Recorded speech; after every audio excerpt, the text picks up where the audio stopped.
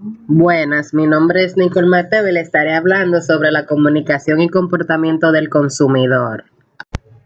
Muy buenos días, mi nombre es Melissa Oliveros Uriel y en este día les estaré hablando acerca de la retroalimentación determina la efectividad del mensaje. El objetivo del aprendizaje es comprender cómo miden los mercadólogos la efectividad de sus mensajes promocionales, puesto que las comunicaciones de marketing se utilizan con frecuencia para intentar convencer a una audiencia meta de que actúe de una forma deseada, como comprar una marca o un producto en específico, votar por un candidato, etc. La prueba definitiva de su eficacia es la respuesta del receptor. Por lo tanto, el emisor necesita obtener retroalimentación tan rápida y exactamente como sea posible. Solo a través de la retroalimentación, el emisor será capaz de averiguar si el mensaje fue recibido y si la recepción fue la adecuada. La retroalimentación de la comunicación es un componente esencial de las comunicaciones, tanto interpersonales como impersonales, ya que permite que el emisor refuerce o cambie el mensaje con la finalidad de que éste se comprenda de la forma planeada. Continuamos con el tema la cambiante familia estadounidense. Aunque en ocasiones los términos familia y hogar se utilizan indistintivamente, conste, no todos los hogares son familia. Por ejemplo, en un hogar podrían convivir individuos entre quienes no haya relación de consanguinidad, matrimonios ni adopción, como las parejas no casadas, los amigos de la familia, los compañeros de habitación o los huéspedes.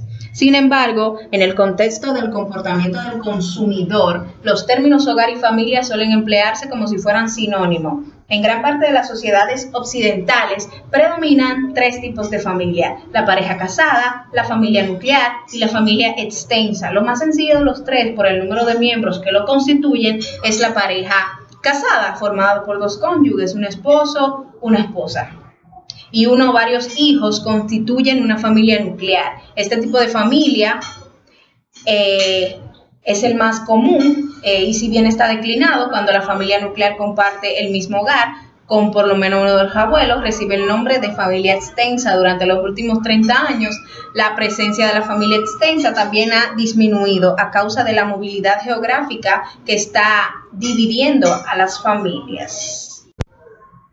Continuamos con el tema la socialización de los miembros de la familia y los roles asignados. La socialización de los miembros de la familia, que abarca desde los hijos pequeños hasta los adultos, es una función familiar esencial. En el caso de los infantes, este proceso consiste en impartirles los valores básicos y las normas de comportamientos congruentes con su cultura. En general, esto incluye principios morales y religiosos, habilidades interpersonales, hábitos de aseo y vestimenta, corrección de los modales y el lenguaje, así como la elección de las metas apropiadas de índole educativa y ocupacional o de carrera. No obstante, con las actuales actividades estructuradas y con los niños constantemente bombardeados por los medios de comunicación, existen pocas oportunidades para que estos exploren su mundo de esa forma tan imaginativa.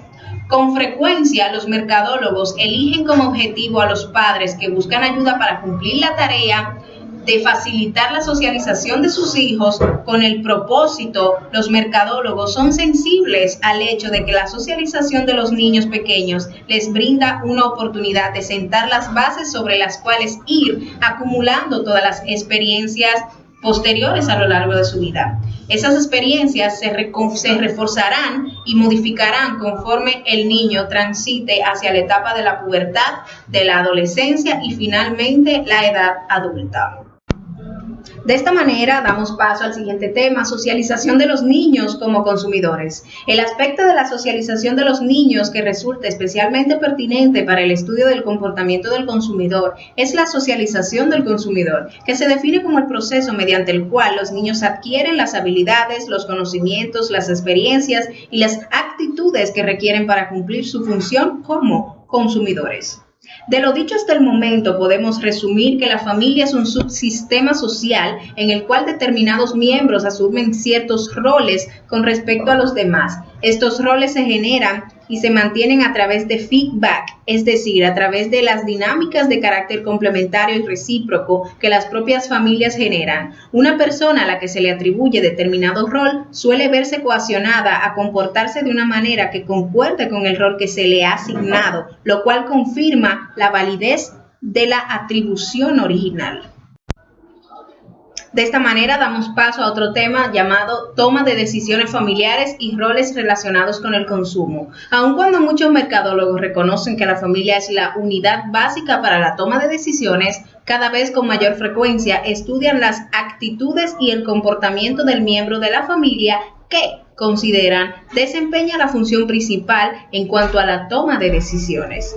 En algunos casos, examinan también las actitudes y el comportamiento de las personas con mayores probabilidades de ser el principal usuario de su producto o servicio. Por ejemplo, en el caso de ropa interior para hombres, que a muy menudo compran las mujeres para sus esposos o sus hijos solteros, es muy común solicitar el punto de vista tanto de los destinatarios de esas prendas como de las mujeres que las compran. Al tomar en cuenta tanto el usuario potencial como al probable comprador, el mercadólogo se forma una noción más compleja del proceso de consumo. La influencia relativa de un esposo y esposa es una decisión de consumo en particular, depende en parte del producto, la categoría del servicio, variaciones por la orientación de la estructura de roles de la familia y la estructura del rol y la toma de decisiones de la familia parece estar relacionadas con la cultura y subcultura.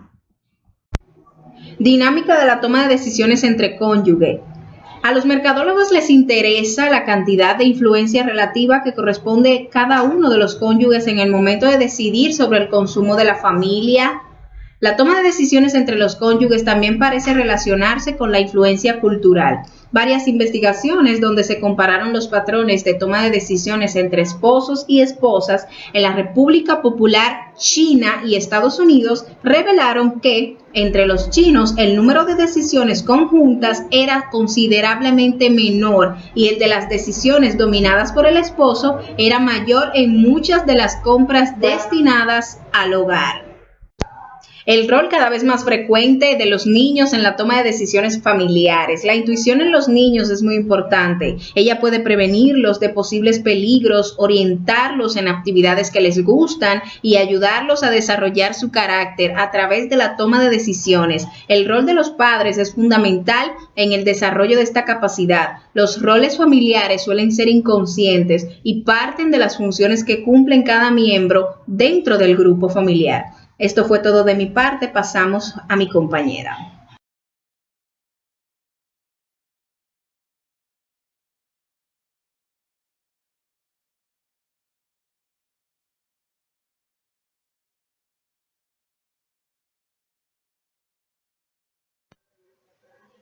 Consumidores de la clase media.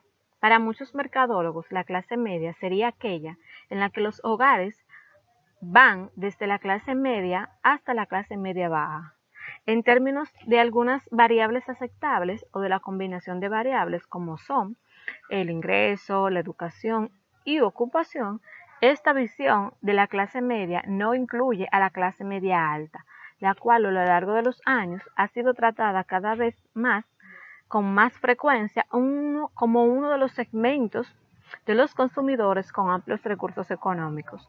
Además, también la naturaleza dinámica de la clase social en Estados Unidos ha estado funcionando en contra de la clase media.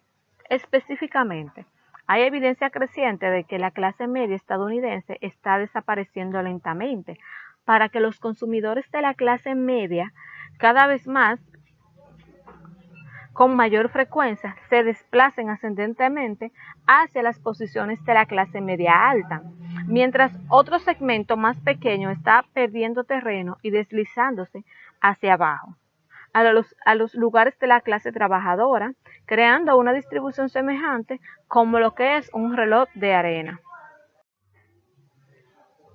Sin embargo, aunque en Estados Unidos la clase media ha estado estrechándose, ha habido un incremento acelerado notable en el número de consumidores de la clase media. En determinados países, tanto europeos, orientales y asiáticos, Por ejemplo, durante los últimos años, Tropicana y otras compañías de jugos de frutas han posicionado exitosamente sus productos en orden ascendente en número de consumidores. Estos indicios en lo que son la clase media, quienes cada vez con mayor frecuencia buscan más productos orientados a lo que es la mejora de la salud. En el caso de la emergente clase media china, ningún análisis de la clase media estaría completo sin una mención específica de lo que sucede ahora en China. Actualmente, los hogares de la clase media baja. Los chinos ganan aproximadamente alrededor de 25.000 y 40.000 yuanes. Esto equivale a lo que son 3.200 o a 5.100 dólares anualmente. En tanto que los ingresos de los familiares de clase media alta son de 40.000 a 100.000 yuanes o más. Eso es un aproximado o equivalente a 28.571 dólares anualmente. Hay un 36% anual entre el 2009 y lo que es el 2012. Y mientras algunos observadores predicen que para el 2020 China se convertirá en el mercado de consumidores más grandes del mundo, otros piensan que eso ocurrirá aproximadamente en el 2021. Muchos consumidores chinos de clase media señalan que cuanto más productos y de la mayor variedad tengan, más felices se sentirán. Se ha informado que los consumidores chinos están cada vez más motivados por el afán de sus hábitos de consumo, específicamente respecto a que se consideran como símbolos del estatus, ascendiendo a más lujos cercanos. Además del desafío que representa a la clase media, esta es una de las realidades, que es el lujo y los productos de alta tecnología. Estos se han vuelto cada vez más accesibles para muchos consumidores por parte de las principales empresas de marcas lujosas y de las de tendencia decreciente en los precios de muchos de lo que son algunos productos. Para muchos mercadólogos de alta tecnología y por lo tanto más consumidores de la clase media tienen acceso a los productos y a las marcas que alguna vez se consideraron más altas de lo que es el alcance. De hecho, el mercado de 220 millones de bienes de lujos se duplicó en los últimos 10 años conforme la gente pagaba precios altos por la emoción de poseer algo que lo haga sentir especial. La clase trabajadora y otros consumidores de escasos recursos. Aunque muchos publicistas prefieran exhibir sus productos como elementos distintivos de un estilo de vida opulento, los trabajadores de cuello azul y otras personas de la clase social trabajadora constituyen un amplio grupo de consumidores que los mercadólogos no deben ignorar. De hecho, en Estados Unidos, las familias que ganan aproximadamente 40.000 dólares o menos al año controlan cerca del 30% de los ingresos totales.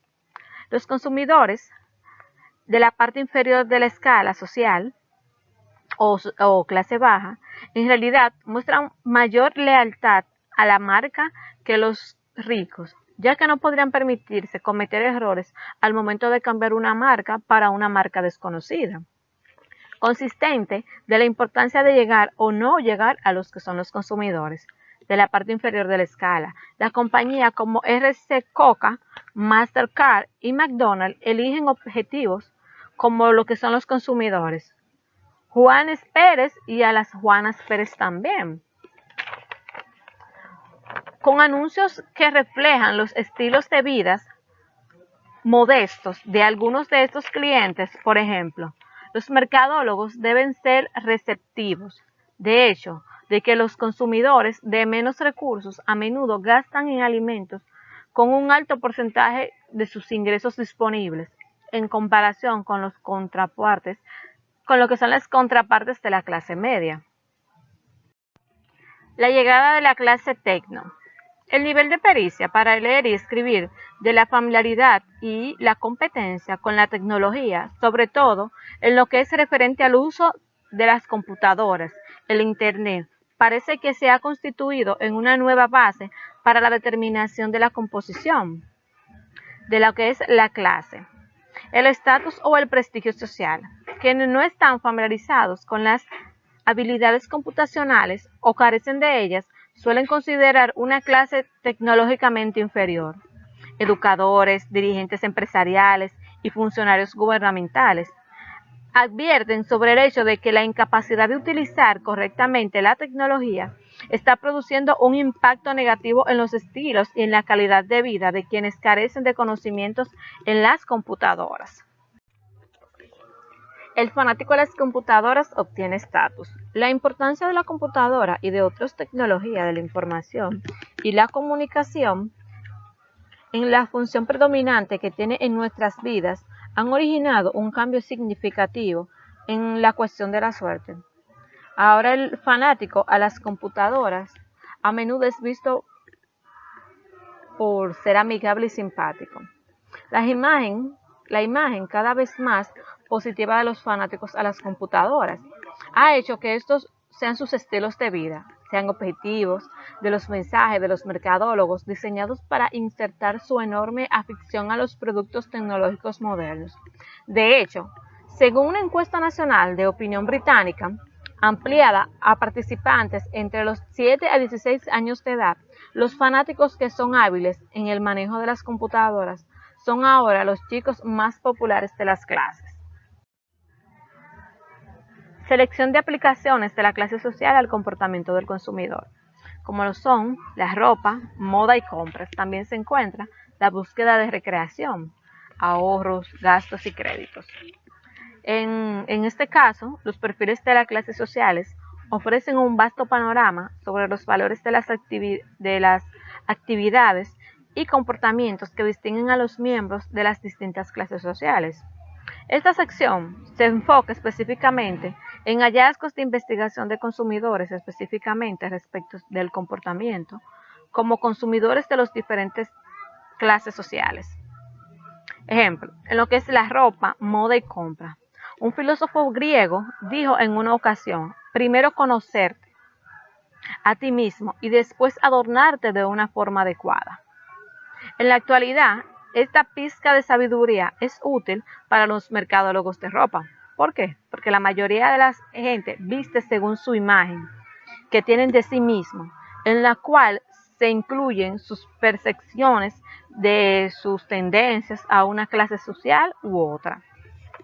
En el caso de lo que es la búsqueda de la recreación, la pertenencia a una clase social también se relaciona estrechamente con la preferencia por determinadas actividades recreativas y también de su tiempo libre.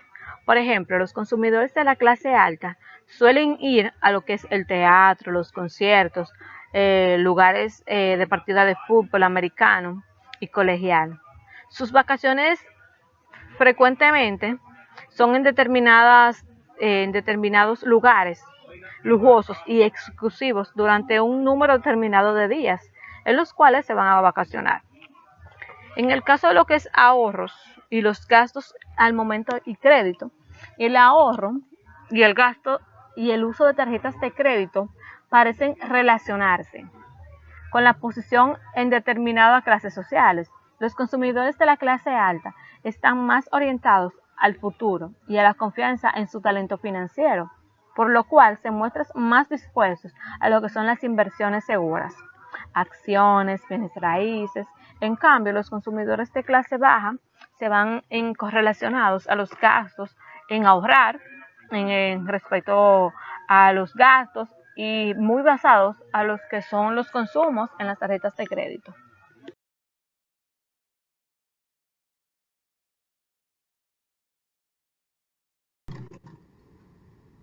La fuente como el iniciador del mensaje.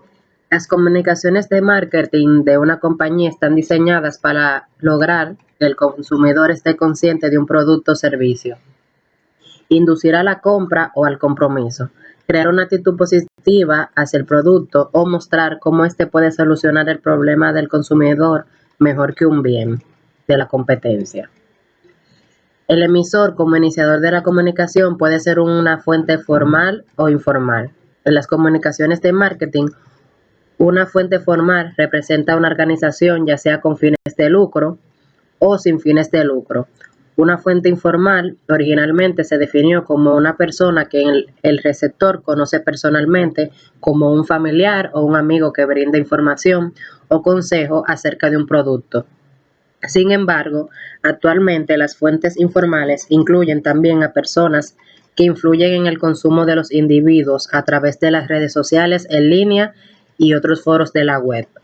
Los consumidores a menudo confían en fuentes de comunicación informal al tomar decisiones de compra, ya que, a diferencia de las fuentes formales, se considera que el emisor no tendría ninguna ganancia que dependa de la decisión que más adelante tome el receptor. Por lo tanto, los mercadólogos siempre deben fomentar e incluso iniciar comunicaciones interpersonales positivas sobre sus productos y servicios.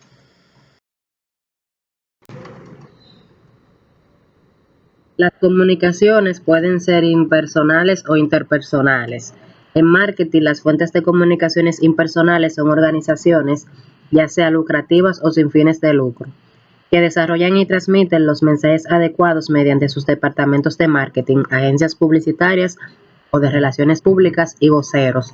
Los objetivos o receptores de dichos mensajes, por lo general, son una audiencia específica o varias audiencias a quienes la organización intenta informar o persuadir o bien influir en ellas.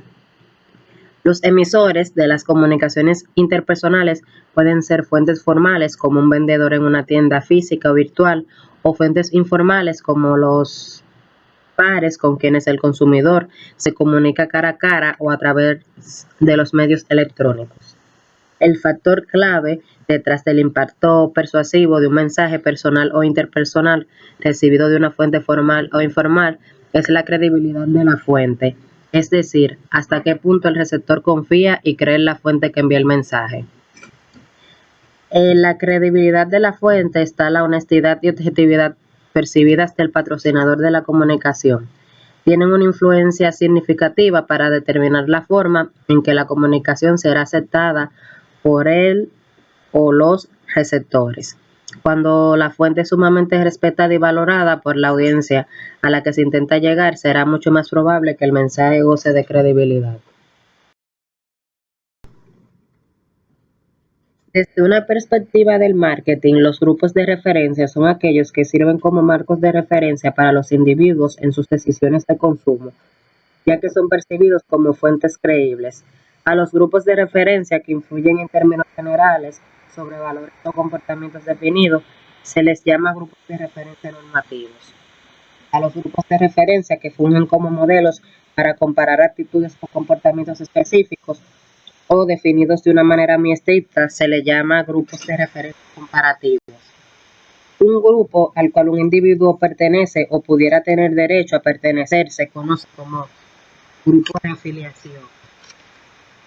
Hay también grupos en los que la persona tiene escasas probabilidades de volverse miembro, aun cuando actúe como uno de ellos al adoptar los valores, las actitudes y el comportamiento del grupo.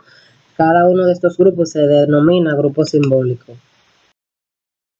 Ahora estaré hablando sobre los efectos del tiempo sobre la credibilidad de la fuente, el efecto de adormecimiento.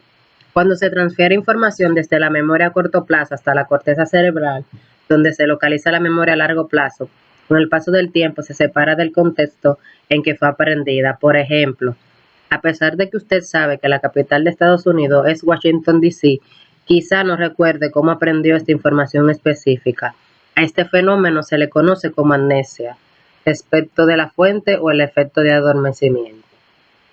La teoría del deterioro diferencial sugiere que el recuerdo de una señal negativa, esto es, una fuente de baja credibilidad, simplemente se desintegra más rápido que el mensaje, lo cual deja atrás el contenido del mensaje primario. Sin embargo, la reintroducción del mismo mensaje o de uno similar por parte de la fuente sirve para refrescar la memoria de la audiencia, mientras que el efecto original vuelve a manifestarse.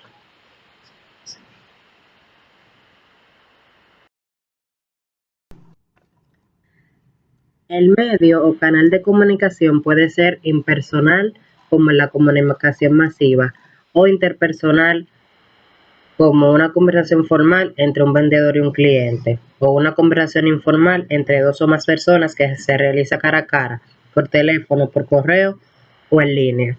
Los medios de comunicación masiva son las vías tradicionales que suelen contratar los anunciantes y que, por lo general, se clasifican como impresos, como los periódicos, las revistas y los carteles, y de transmisión como la radio y la televisión.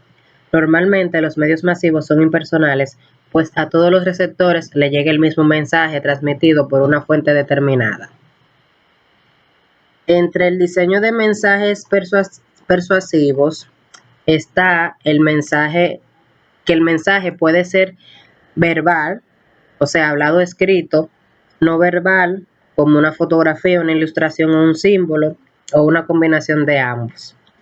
El mensaje es el pensamiento, la idea, la actitud, la imagen u otra información que el emisor desea transmitir a la audiencia meta.